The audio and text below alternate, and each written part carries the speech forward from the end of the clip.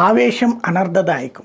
ఎప్పుడైనా సరే సిస్టమేటిక్గా వెళ్ళాలి. ట్రంప్ సంస్కరణలు అమలు చేయొద్దని చెప్పేవాడేవాళ్ళు దశల వారీగా అమలు చేయాలి. ఇప్పుడు ప్రతి కెనడా మీద ఆంక్షలు విధిస్తాం, చైనా మీద ఆంక్షలు విధిస్తాం, తర్వాత బ్రెజిల్ మీద ఆంక్షలు విధిస్తాం, మెక్సికో మీద ఆంక్షలు విధిస్తాం. Very good. దానికి తగ్గట్టు ఆల్టర్నేటివ్ నీ దగ్గర ఉందా? వాడు తీసుకొచ్చి 100 రూపాయలకి అమ్మే వస్తువు నువ్వు 80 రూపాయలకి అమ్మగలవా? 90 రూపాయలకి అమ్మగలవా? ఇప్పుడు తాజాగా చిప్స్ మీద ఆంక్షలు విధిస్తానంటున్నాడు.